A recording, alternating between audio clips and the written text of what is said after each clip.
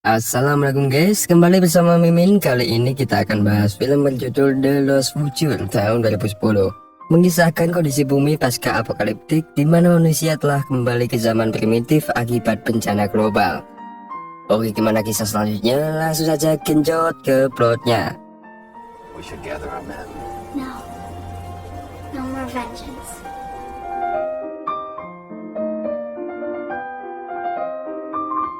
Di bumi pasca apokaliptik, semua yang tersisa dari umat manusia hidup dalam suku primitif tanpa teknologi. Setelah eksperimen nuklir yang gagal di masa lampau, kini manusia yang tersisa berusaha menghindari kontak dengan sekelompok binatang yang menularkan penyakit, di mana binatang-binatang ini dapat mengubah korbannya menjadi mutan. Suatu hari saat berburu, seorang pria bernama Savan keluar dari tempat yang telah ditetapkan oleh para tetua sebagai tempat berburu, di mana hal itu sangat dilarang oleh kepala suku. Savan berkata bahwa para tetua terlalu overthink dengan kelakuan mereka. Namun ayahnya, yakni kepala Uri, memperkokinya dan memarahinya karena dia bisa membahayakan seluruh desa. Savan pun menjawabnya bahwa mereka baru saja makan daun dan buah beri selama berhari-hari, dan dia ingin membuktikan dirinya sebagai pemburu terbaik untuk persiapan menjadi kepala suku di masa depan, yang tentunya akan menggantikan ayahnya. Mendengar itu, Uri memutuskan untuk memberikan kesempatan. Very well, Savan. Lead.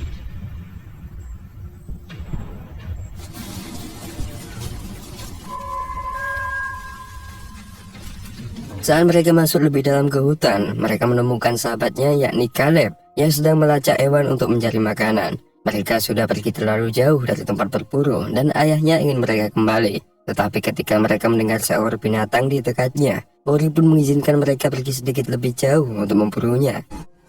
Dengan segera binatang itu muncul di hadapan mereka. Hewan itu tampak semacam keluarga koala yang telah bermutasi dan membuat Caleb ketakutan. Uri memilih Savan untuk memandu serangan itu.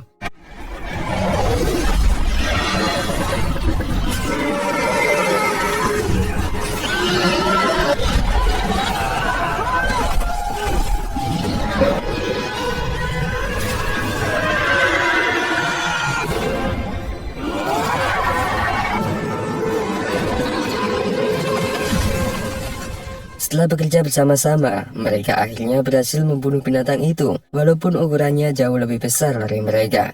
Kepala Uri menyatakan bahwa daging akan dibagikan oleh Savan dan Caleb, karena berkat mereka berdua, mereka bisa mendapatkan daging untuk makan malam. Tiba-tiba salah satu teman mereka berlari dari hutan, yang tampaknya terinfeksi dan sudah berubah menjadi mutan. Dia ingin dibebaskan dari kesengsaraannya, tetapi Savan tidak mau melakukannya karena tak tega. Namun tombak terbang misterius yang berasal dari atas hutan malah membunuhnya dan membuat Savan geram.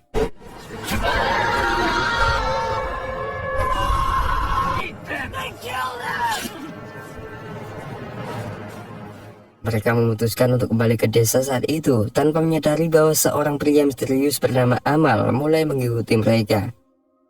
Ketika pulang, Savan disambut oleh sahabat ceweknya yakni Dorel, lalu memuji dia atas perburuannya. Caleb cemburu melihatnya, dan dia diejek oleh saudara perempuannya yakni Miru, yang mengatakan kepadanya bahwa dia tidak mungkin memiliki kesempatan untuk mendekati Dorel.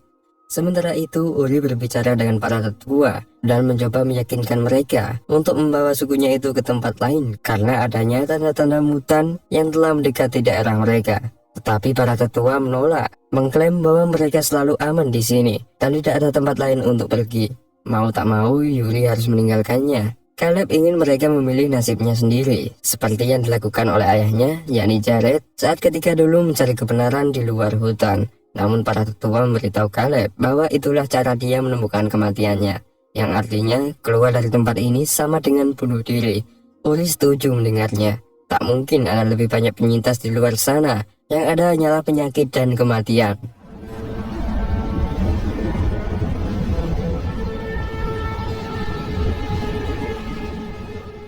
Pada malamnya, Caleb dan Miru bercerita tentang ayah mereka. Mereka mendapatkan kesimpulan dan yakin bahwa di luar sana pasti ada kehidupan yang lebih layak. Miru setuju dengan Caleb, lalu esoknya Caleb memutuskan untuk berkelana lebih jauh.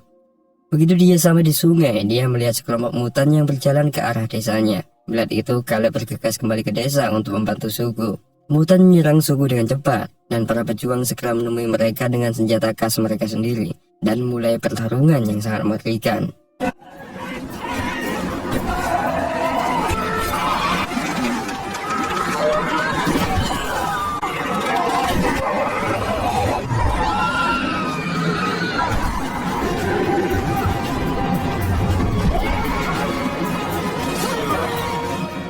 Meskipun para pria berhasil membunuh beberapa mutan, jumlah mereka masih jauh lebih besar. Alhasil para tetua memanggil semua orang untuk memasuki gua tempat mereka bisa bersembunyi.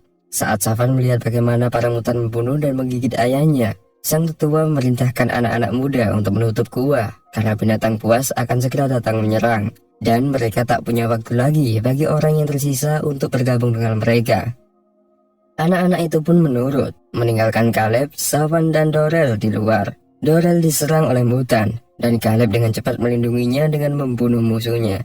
Namun yang menyakitkan, bukannya dia, malah Savan yang dipeluknya. Selanjutnya mereka bertiga bersembunyi di balik batu besar dan melihat mutan berkeliaran di sekitar gua untuk mencari jalan masuk. Savan ingin mengalihkan perhatian mereka dan menyerang mereka. Tetapi Caleb berpikir bahwa mereka harus pergi mencari bantuan. Dorel setuju, karena hanya dengan berdiam di sini sama dengan menanti kematian. Dan tidak ada juga harapan yang bisa mereka lakukan di sini. Meninggalkan tempat ini setidaknya sama dengan memiliki peluang sekecil mungkin. Atas usulan Dorel, Savan pun menurut dan mengikuti mereka keluar dari area itu.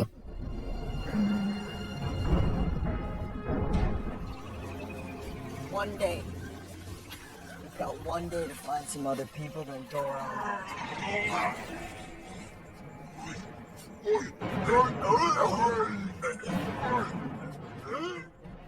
Setelah berkeliaran beberapa saat, mereka berhenti di tepi sungai, tak menyadari bahwa Amal telah memantau mereka lagi. Sementara itu, Savan menemukan sebuah buku di tas Caleb, dan Caleb pun menjelaskan apa isinya.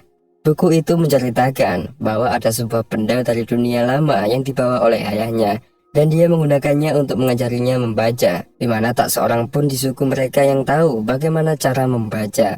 Percakapan mereka terputus ketika tiba-tiba seorang mutan muncul dari kejauhan, sehingga mereka mulai melarikan diri lagi sampai berada pada jarak yang aman. Mutan segera mengejar dan menyerang mereka, tapi Savan tak mau membela diri karena putus asa melihat ayahnya, yakni Uri, telah diambil alih oleh infeksi. Di detik terakhir dia diselamatkan oleh Amal. Dia menunjukkan dirinya saat dia membunuh binatang itu, lalu mengingatkan mereka bahwa itu bukanlah Uri lagi.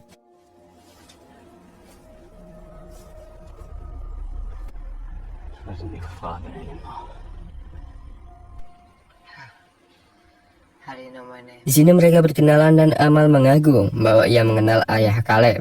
Dia bertanya apakah hidung mereka baik-baik saja dan tidak berdarah, karena infeksi ini tak hanya ditularkan melalui gigitan. Gigitan memang mempercepat infeksi, namun bernapas di dekat mereka juga cukup untuk merubah mereka menjadi mutan. Artinya, penyebaran penyakit ini tak hanya melalui gigitan, namun juga melalui udara, di mana itu akan menginfeksi jauh lebih lambat dan menyakitkan.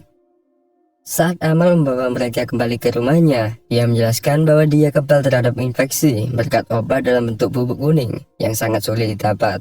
Dia juga mengajak mereka menyeberangi sungai untuk mencapai tempatnya karena mereka aman di sana, di mana para mutan itu sebenarnya takut air, dan itulah sebabnya binatang buas tidak pernah mencapai rumah Amal.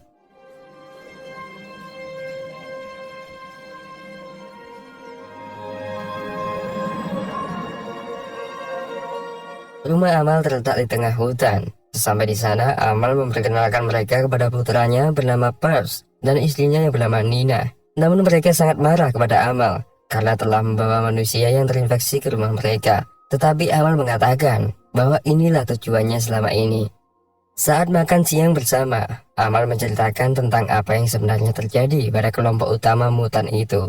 Dia menyebutnya sebagai hukuman dari Tuhan. Sebenarnya manusia mencoba menghidupkan kembali hewan yang telah punah, dan bersamaan dengan itu pula, secara spontan mereka juga menghidupkan kembali penyakit yang tak bisa mereka kontrol. Dia tahu bahwa semua ini berkat ayah Caleb, di mana kemampuannya membaca memungkinkan dia untuk meneliti masalah ini dan membuat obat dalam bentuk bubuk kuning yang sekarang Amal konsumsi. Memang ramuan itu tak berefek secara langsung, melainkan menciptakan kekebalan tubuh tersendiri layaknya vaksin. Namun sayangnya, Jared meninggal sebelum dia bisa membawa bubuk itu kembali ke desa dan dicuri oleh seorang pria kejam bernama Kagen, di mana ramuan itu sekarang disimpan untuk dirinya sendiri. Amal ingin memandu kelompok itu ke sebuah kota terbengkalai tempat bubuk itu berada. Minimal mereka bisa menemukan formula yang disembunyikan agar Caleb dapat menguraikannya. Setelah musyawarah, kelompok itu akhirnya setuju. My father would often disappear for months at a time.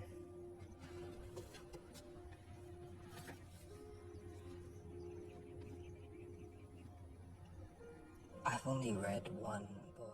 Saat malam tiba dan semua orang tidur, Nainah mendengar beberapa suara dan memutuskan untuk mengunci pintu. Caleb juga mendengar beberapa suara gemuruh, lalu ia bangun. Yang ternyata dia menemukan Savan dan Dorel yang sedang meluangkan waktu untuk berkenyot.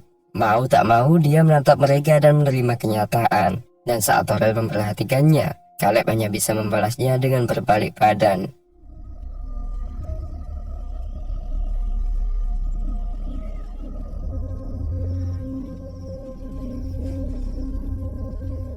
Kembali ke desa, para mutan mulai mengambil beberapa senjata dan mulai menggunakannya untuk memukul kayu yang menutupi pintu masuk gua.